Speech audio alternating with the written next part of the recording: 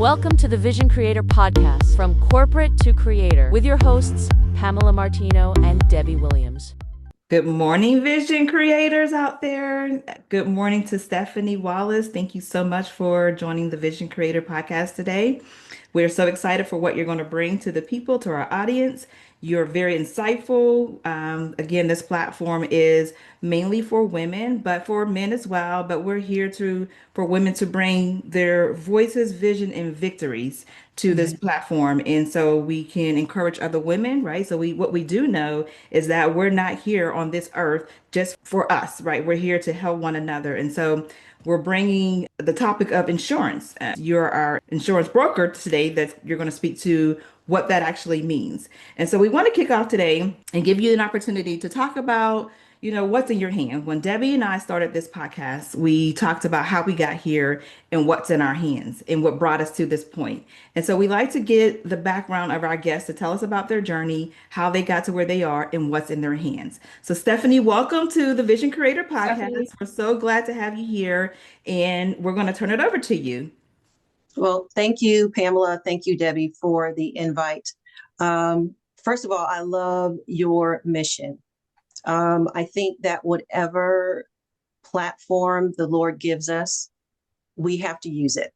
And Debbie, as you even in your prayer, and I appreciate the fact that you started with prayer, that is vital to us understanding the victory that we have. Amen. And where our victory comes from. So you really have already set the stage, and it's a great segue for me to even just introduce my career and how my steps have been ordered. I've been a career social worker as soon as I got out of college. My first job, real job, was with the state of Connecticut as a social worker with Child Protective Services, and I served there for 15 years. But within that time period, the Lord called me into ministry. Mm-hmm. And I was a supervisor at the time.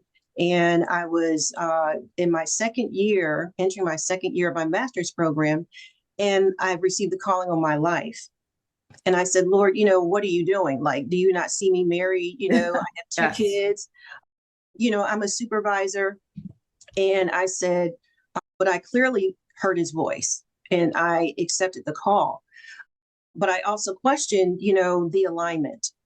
Like how will this work? And I think we always have to ask that question, Lord, where are you in this and what is your plan?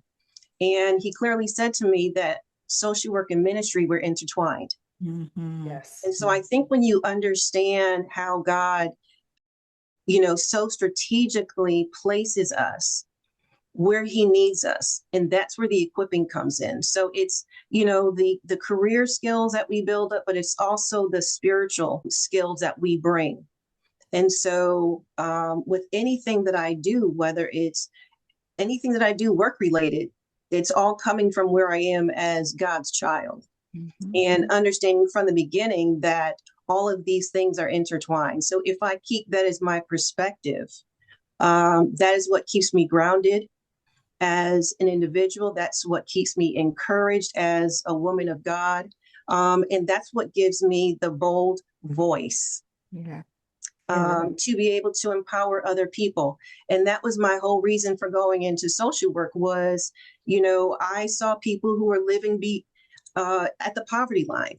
Mm-hmm. And that bothered me. Mm-hmm. Wow. And I said, Lord, I want to be an agent of change. And so being an agent of change is not just in the office. Amen. Being an agent of change is wherever the Lord plants your feet. And so, throughout my whole career, I've had, the Lord just really operate in such a magnificent way and allow me the opportunity and the privilege to touch people's lives and to let him use me however he wants to. And so, so now I want to use this platform, as an insurance broker to uncover information that people don't know about. Mm-hmm. Sometimes in our culture, there's information that's not shared, information that's not passed down. And so, God has given me the gift of, being able to not only be a trainer, a facilitator, a speaker. If you're in ministry, then you're preaching and teaching. And so he's allowed me to just pull all these gifts together. Still having a heart for him, still having, a desire for people to be elevated, and to live their best quality of life. And this is the mechanism that I'm using to educate people. I'm not in the business of just selling a policy. I'm in the business of educating and empowering so that we can leave a legacy. We can leave opportunities, for our children and our grandchildren. And that's what I want to expose, and show people how you can leverage life insurance to be that vehicle to leave a lasting legacy. Yeah. Amen. Amen. That was great. Thank you for that word, that sermon. That was beautiful. Yeah. So just to tag on it, right? So you said a lot of powerful words. You talked about empowerment. You talked about being a change agent, right? And basically, the Bible says that he came and that we have life and have it more abundantly, right? So you're trying to provide it sounds like to me, you're trying to provide an abundant life to those who may not know, right? Right. The people perish because of lack of information. Mm-hmm. And so you're going to be that source for them to get the information, right? So specifically when it comes to life or insurance, rather. So insurance is a broad term. And so people don't even know, like we talked about lack of knowledge. Some people don't even know what insurance is and what it's all about. Could you kind of give us like the basics, insurance 101, in terms of what is even insurance and how does that apply to me, little old me? So Debbie, you must have taken a peek at a curriculum that I just put together. It's actually called Insurance 101. And it's just asking people the opportunity, can we just have a conversation to understand the why? And so that's really what I want people to understand is, why do we even need life insurance? So all we have to do is turn on the TV and look at a GoFundMe page. Yeah. Yeah. Yeah. We can go on Facebook and see a GoFundMe. There's GoFundMe pages for young people, babies, children, young adults. We see in our neighborhoods, we have crime and senseless shootings. So we never know when we're going to be called home. That's right. Wow. And so what insurance does is provide a death benefit to the surviving family members. So a funeral cost is not inexpensive. And of course, when we want to honor someone, we want to go all out. We want to give them the best homegoing. And so in order to do that, there has to be funds set aside for that burial and the expenses. And that's what life insurance does. It ensures that you have burial insurance, that you have enough money so that your family is not going to be burdened with laying you to rest. That's not a burden that anybody should carry. If any of us have ever been to a funeral, you know the weight of it. And so if we understand that pain, why would we ever want to have our family members have to scramble and call aunties and uncles and, beg, borrow, and steal and ask our church, can you give me, a discount? Can you give me a freebie? We really don't have the money. So no one should think that insurance is not for them. Yeah. Because we will all see people passing. And so, I'm trying to dispel this myth that life insurance is only for older people who are going to die. I'm young, I'm healthy. I have group coverage through my job. Those are great. Your job insurance is great, your group insurance, but it's only as long as while you're working for that employer. Right. And so we just kind of get into this routine of we can take it or leave it. Mm-hmm. And it's not really embedded in how we care for our families. Life insurance is love insurance. I love that. If you truly love your family, then start planning now as to how it is that you want them to continue living on in your absence. So if I can help someone understand the why and how their life is so intertwined, it's not just you, but your life is so intertwined to other people. If me being a parent, I have a spouse, I have 2 daughters. And so as life evolves, I want to make sure that, you know what, if I pass, I don't want my husband to not be able to stay in our house because he doesn't have my income to help pay the mortgage. And I want to make sure that, my children have some money to put a deposit down if they want to buy a house. Yeah. So it's future planning. And sometimes we get afraid of talking about it. And so what I'm inviting people to do through, this Life Insurance 101 is let's just have a conversation. And whoever you want to invite, it's a Zoom call, whoever you want to invite, I'll start the conversation and help you understand, why it's a valuable resource for you and how you can use it for your advantage. It's nothing to be scared of. And people don't know how to just even enter that conversation. So when you talk about, what's in my hand is my experience of being at funerals as a minister and praying a prayer of comfort and comforting families and working with families who, are in challenging situations. And so having that level of compassion and, it's not to push a policy on anybody. It's to help you understand the value of it. Yeah. What are you trying to do for your family?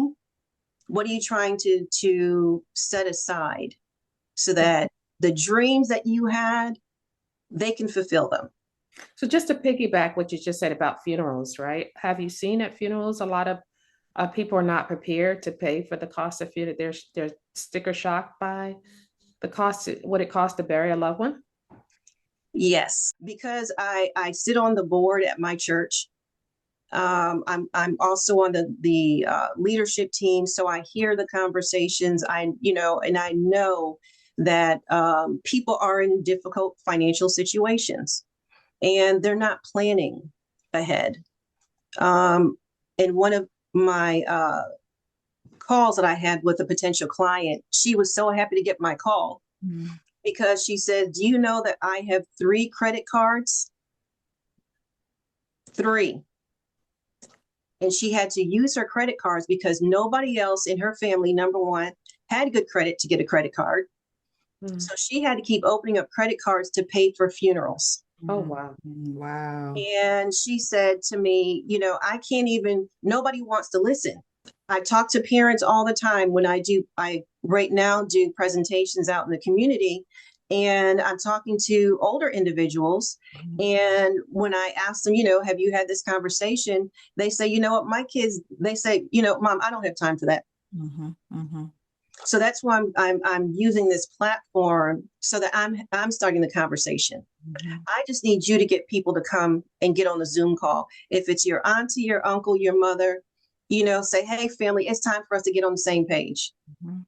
And let's just understand the nuts and bolts of it. But like I said before, I need people to really understand the value so that when they run into hard times, they don't stop paying their insurance premium, because your insurance is only as good when it's active. Yeah. You've said some really, really key things, Stephanie. And let's go back to you mentioned about so empowering and educating. And I think that's so important to our listeners and to people in general, because when you don't know, you just don't know, right? And so people think because they have a job and they have insurance through their job, that's all they need. But Mhm. we all look at the climate that we're in today and what's happening around us. You're working today, but you may not be working tomorrow. And so, Right. having a backup plan, right? And being planful, as you stated, that's really important for people to understand that your job may not always be there for you. Hmm. And just to share with our listeners and being transparent, because that was the mindset my husband and I were in almost 20 years ago when my father passed away. And unexpectedly young, he was 58 years old. And Wow. in fact, we're coming up on the anniversary. He died February 15th, day after Valentine's Day. And we didn't expect that. He didn't, I'm sure didn't even expect it. All he wanted to do was retire and spend time with his grandkids. Only to find out that there wasn't a lot of life insurance policy. There wasn't a lot of money in place, right? And so when I learned that, my husband and I, we decided, what, we're going to do different for our family, right? Mm-hmm. So we immediately got a 20-year policy for our family. So if something happened to us, our kids were taken care of. And getting that 20-year policy allowed us to age, but still get the rate that we got at like whatever we were, 30 or what have you. So, and then before the 20-year policy expired, we got another one in place because, of course, the older you get, the more expensive it is. So just using wisdom Hmm. and being planful, and just making sure that you're covered. And also, one of the other things I wrote down that that you said was really good is leaving a legacy. So the Bible talks about leaving an inheritance for your children's children. Hmm. And so, in a lot of times, we might not have, lots of savings and lots of money or whatever or a business that we can give to our children that they may inherit it, and then that be their legacy. Right. So, it's another option or another avenue for us to use insurance for that reason, and for our children and their children, and being able to pay for them to go to school and not have student loans, or, the things that most of us get caught up in society. Right. Having to do in order to advance ourselves, either, education or whatever the case might be. So those were really good things that you stated. And I think it's really important that people hear that, right? And insurance is not just for the rich, or people, think that, oh, I don't Right. need insurance. I got time. I got time. You don't know that. Hmm. We really don't know that. In the days and times that we're living in now, you just don't know. And so it's better to be safe than sorry. So I wanted to share this statistic. It says that nationally, 71% of households have a savings account, but 58% of Americans have a minimal savings below $5,000. I've heard that. I've heard that. $5,000 hmm below $5,000. hmm So as much as we try, we will never attain the amount of money that we desire just by us saying, okay, I'm going to start a savings account. I'm going to start a savings account. A savings account gets dipped into. What we need is a safety net. The insurance policy is a safety net. Yeah. It's a direct payment to our beneficiaries, and it can cover more than just the burial. Yeah. And I'll get into that later. The other benefits of having a life insurance policy is not just for the surviving family, but it's for the person who's still living. Right. And there are policies that include accelerated death benefits. I mean, health issues are on the rise. We see cancer, we see heart attacks, we see stroke. We don't eat right. We abuse our bodies. And so inherently, we will see a lot of these health issues creep up. So there are policies that you can have in place now that will accelerate a payment while you are alive, receiving treatment, replacing an income if you become disabled and can't work. This is the safety net. Yeah. Yeah. I agree. And also, the other thing that I I've done is get insurance policies on my children, Mhm. right? They don't think it's important now, but it's cheaper while they're young, Yes, right? And so putting those same, instituting those same principles, just, I'm going to start it for you, but at some point you're going to take over these payments because you Mhm. don't think it's important now at 22, 25, but you'll Right. see how important it is at 32, 35 when you have a family that you and children that are depending on you. And you'll be glad that mom thought enough to think of this to do it early on and that Mhm. you'll take over the payment. And so it's again educating people so they know the importance, what's available to them, and not Right. everybody has to have a $5 million policy or you can get as little as you need, Listen, right? I had, and this is why it's a conversation, because my role is to find out what you need. Yeah. My role is to not come with you with a preconceived, you need a $50,000 life insurance policy or you need $100,000. It is an assessment, first of all. What do you already have in place? And then what do you foresee being a need? Yeah. Who are the people that are going to be impacted if you weren't here? So I worked with an older lady, and I initially started her maybe around 10,000 because she already had a policy in place, and she actually was blessed to have a Habitat for Humanity home, Mm. Mm. and she has her goddaughter as the beneficiary to she's willing the house to her. And so I worked with her on getting mortgage protection life insurance in place so that the her goddaughter has enough money through that life insurance benefit, through that death benefit, that she can pay the mortgage Mm. Mm. for at least 6 months. That's good. So talk about a little bit what is a mortgage protection plan or insurance policy? Talk about that a little Right. bit. So first of all, it has nothing to do with your mortgage company. This is a private life insurance policy that is attached to you as an individual. It follows you. It's portable. So it's not tied to your mortgage. It's not, if you move, it's not tied to that house. Mm. If you move, that life insurance policy goes with you.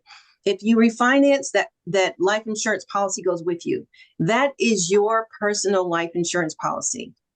The whole idea of having mortgage protection life insurance is so that our biggest asset for most of us is our house. Yeah. Mm-hmm. Right. My house is the hub house for Thanksgiving. We can have upwards of 16, 20 people up in here, 4 different families. We are sleeping everywhere around the house.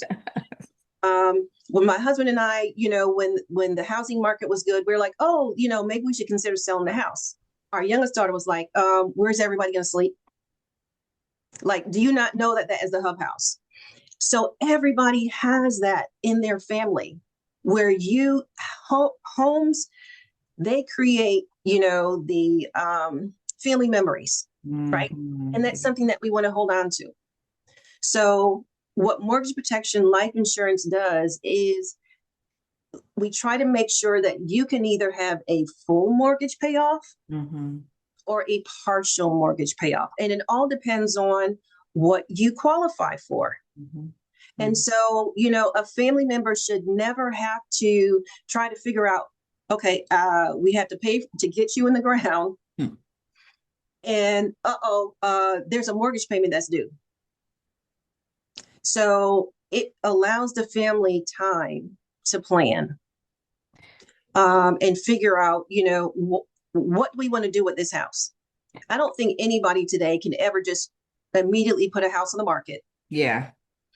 There's expenses, there's maintenance, there's taxes. And so it's really making sure that your biggest investment can stay within your family. Nobody has to move out of the house because they can't afford to pay the mortgage if you are the breadwinner. They don't have to make a quick decision and lose equity in the home.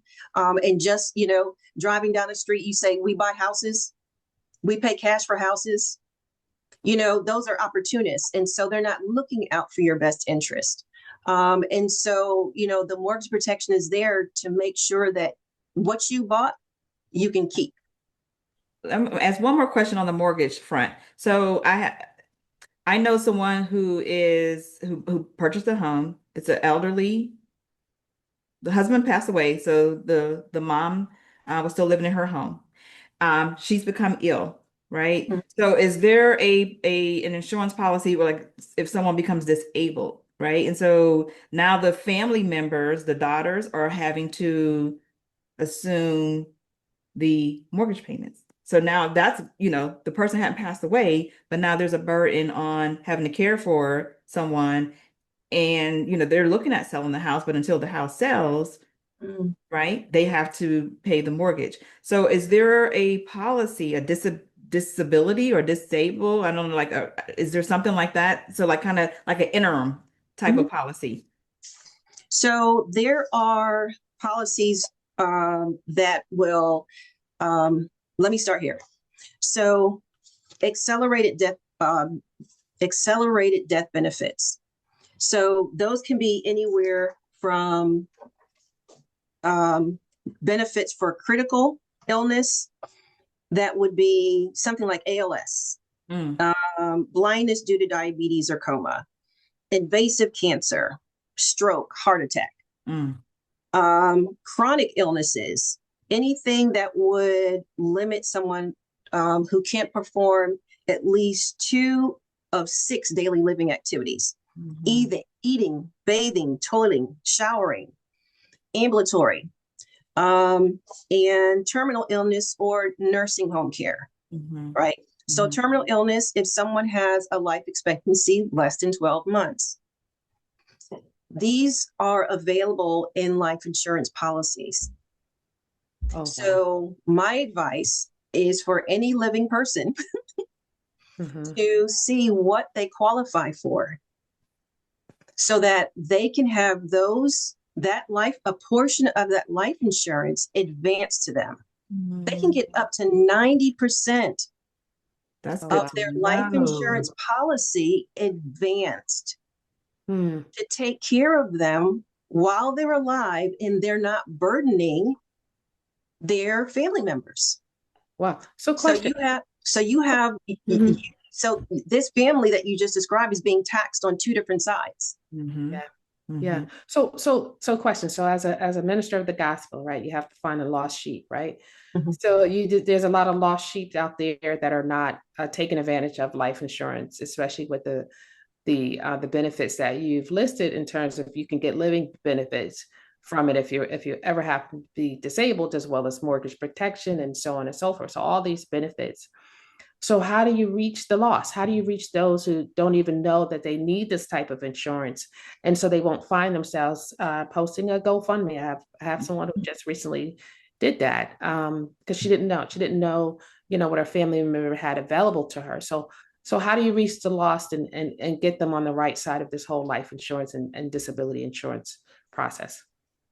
So right now, I am trying to connect with grief share groups.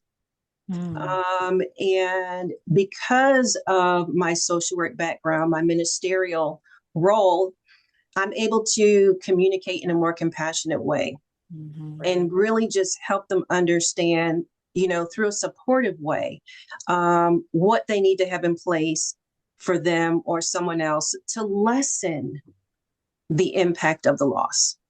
So I'm networking now, communicating with different churches and other grief groups to see how I can come in and do a presentation. That's great. It kind of circles back. We kind of come full circle, because we talked about what was in your hand and using what you had. And so you being, like you said, you're a pastor, and you have to deal with the grieving, the lost, right? The loss of a loved one, loss of a life, right? To be absent from the body is to be present with the Lord for those of us who are believers. But now we take it a full circle moment. Now you can say, you know what? Enough is enough. We've been around this mountain too many times. where we're seeing our loved one lost and, are not properly buried or not properly put away, and the burden that's left on those who are still left amongst us. So now God puts something additional in your hand, which is life insurance and benefits insurance. So that won't be the case. Right. So it seems like to me a full circle moment. I don't know. What do you think? When I was first approached, someone actually approached me about life insurance because they said I had the personality for it. They said you are so sensitive to the needs of others. And I'm like, that sounds like a used car salesman. Like, I would never, I could never do that. And I said, I'm all about building relationships and, empowering people and giving them resources and, and all of these things. And so then I had a second person approach me, and I had a very candid conversation with her and said, look, I was like, this seems shady to me. And so she said, it's really not. She said, it all depends on your approach. Mm-hmm. Life insurance is a necessity, just like car insurance is a necessity. Mm-hmm. So if it's a necessity, why not you be the one who can put people first and understand their needs, as opposed to them working with somebody who might be shady and not have their best interests? And so that was when the light bulb went off, like, hey, okay, yes, that is me. That's integrity, right? It's me. And so then I could embrace it. Yeah. And so, do I have a policy written every time I do a presentation? No.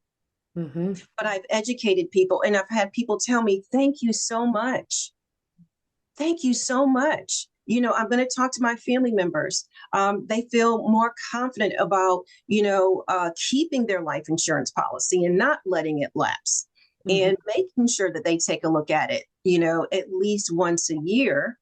Yeah. And one of the other things that I do is I provide a free policy review. Okay.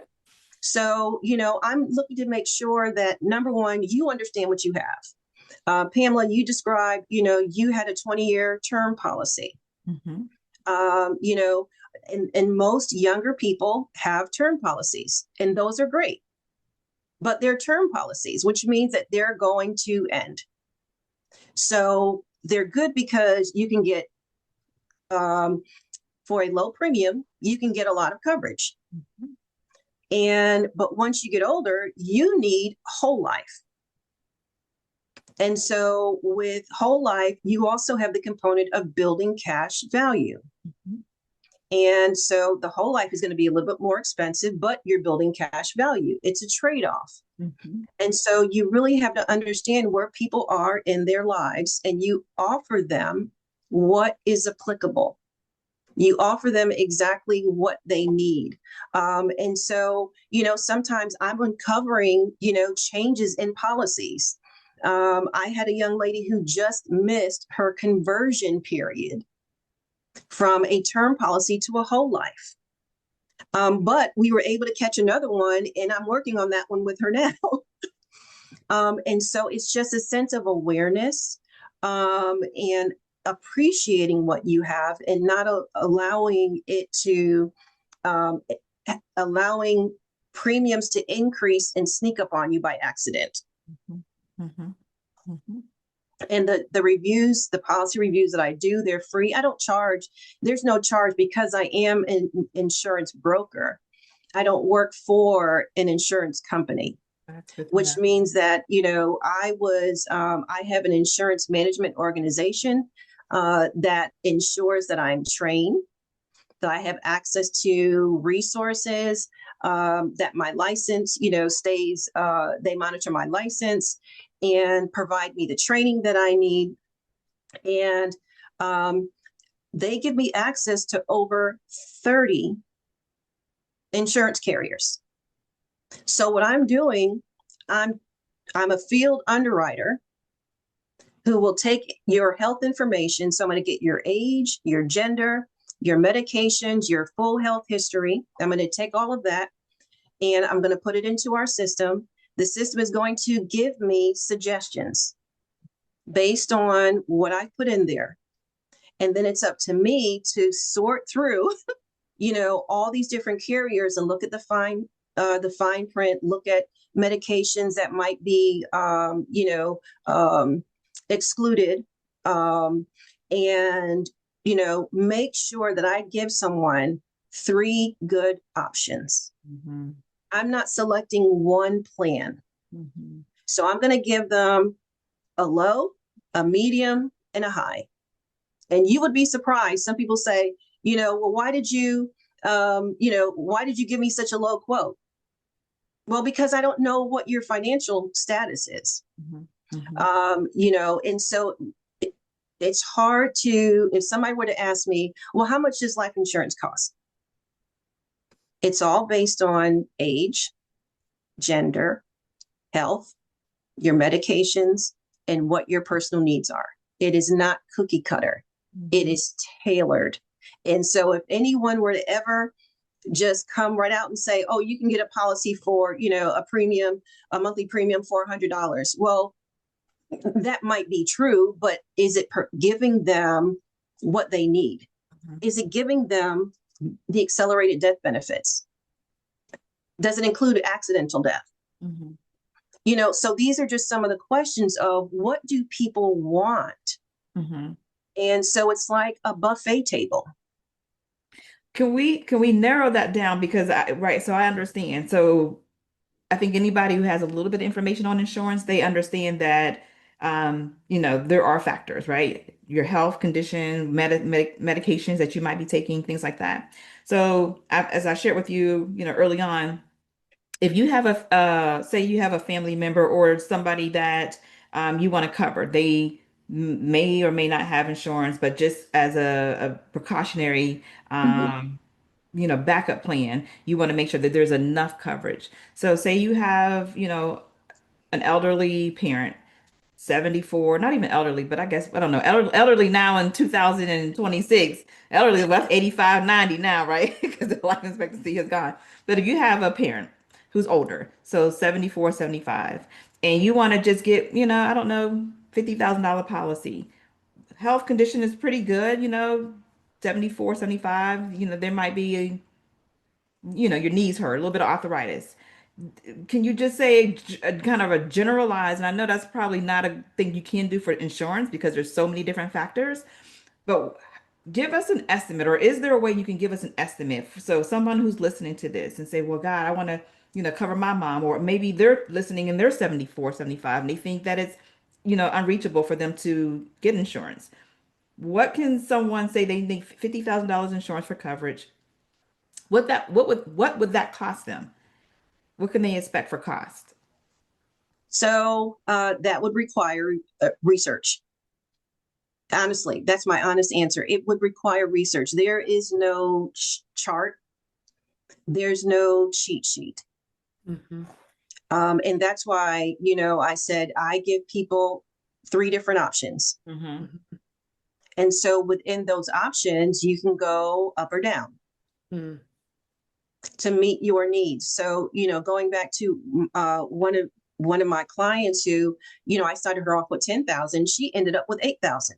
Mm-hmm. Oh, wow. Because we just went kind of, she says, okay, that's not within my budget. Let's see what we can come down a little bit more, a little bit more, a little bit more, a little bit more.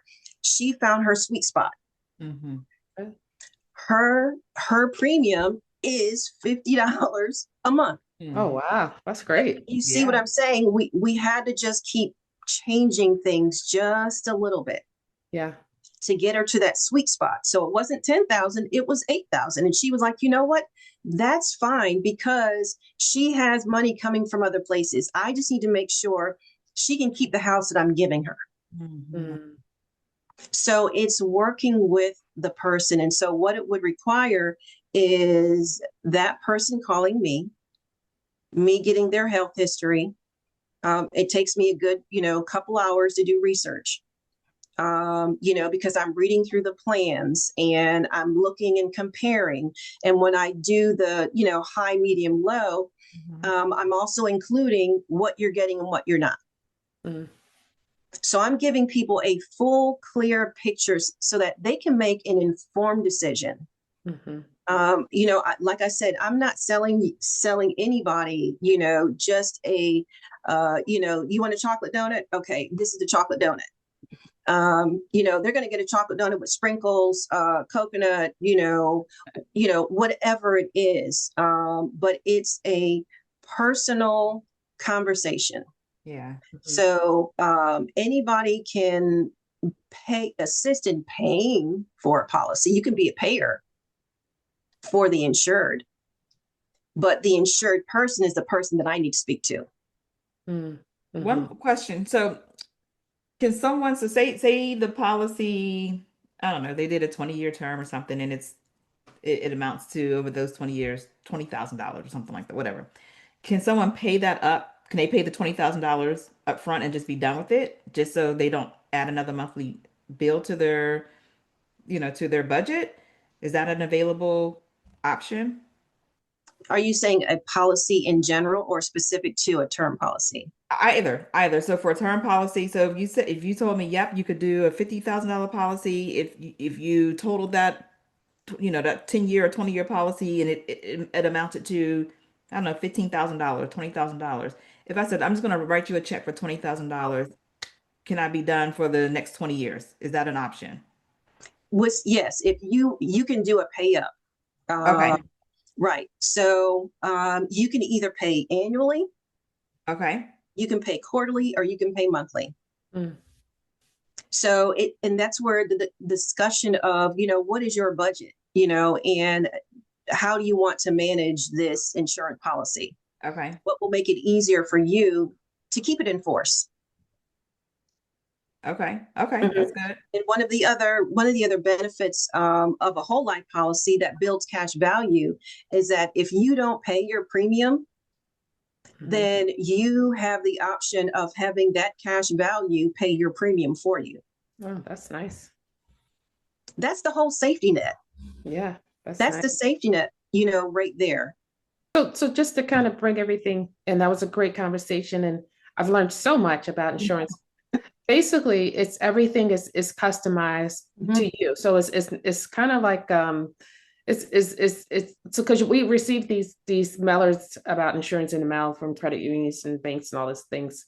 AAA, everybody has an insurance policy, but what you're saying is that those are just general policies. Those are not customized specific to your situation and your circumstances. So when someone works with you to get an insurance plan, it is highly customized and it meets their needs, their finances, where they are in their life at the time, and what their future goals are, and what they what legacy they want to leave behind for their children and their children's children.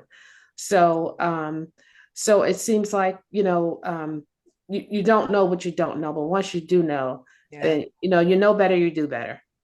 And a lot of the carriers that I work with are, household names: Mutual of Omaha, John Hancock, Gerber.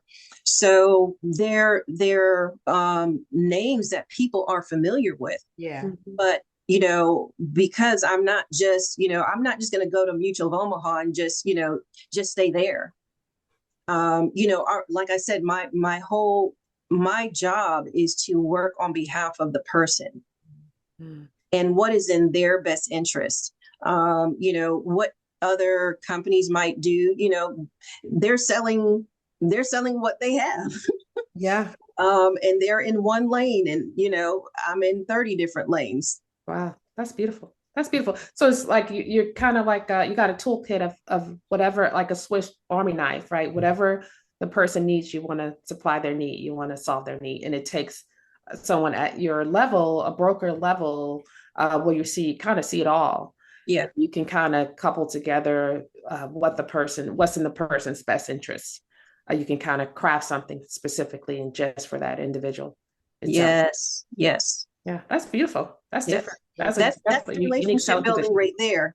Yeah. And building trust, because this is a trust thing.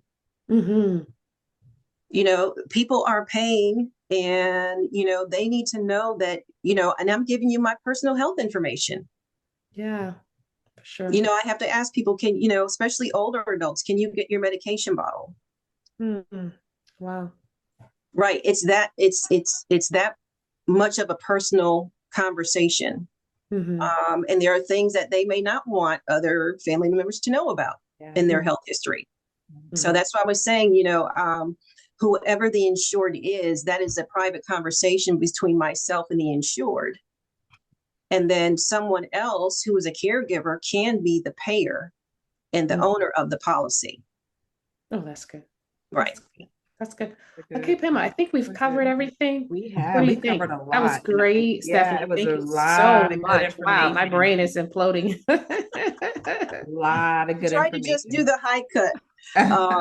But I mean, it is a lot. But I'm just grateful that you all allowed me the time to even just, have the conversation to get people thinking. And to, and I describe myself as a compassionate professional. That's beautiful.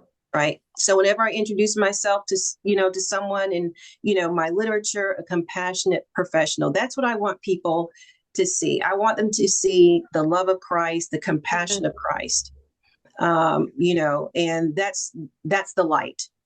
Amen. I just want people to see the light of Christ and to feel peace and, and just receive me in the way that I'm coming.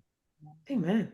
Love that. Really good. And we hope that the people who see this, our listeners, our audience, that they are much more well informed. We'll make sure that all of your contact information is available to them. So anyone who wants to call you, they can get information. I have one question for you. Now, I said that, are you licensed anywhere? How does that work? So if someone, because goes everywhere. This podcast is going to be aired for anyone. So how does that work with licensure? So as long as I maintain my license in North Carolina, and have no negative, I guess dings. I'll say dings. I can be licensed in any state. So I'm right now. I'm licensed here in North Carolina. This is my resident license. I have non-resident licenses in New York, Virginia, and Texas. Oh, wow. And and so all of those are by referral. So whoever needs life insurance, whatever state they're in, I can get a license in any state.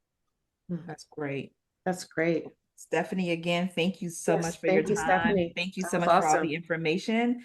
I will ensure that all of your contact information is available to our listeners and our viewers so they can contact you and they can get their personalized policy customized just for them. I think it's really important, and you can give them all the options. But again, thank you so much for your time. And thank you, Stephanie. Thank you, ladies. I appreciate it. Yes. Thank you. Yeah. All right, to everyone. Our listeners, don't forget, comment, and subscribe. Yes.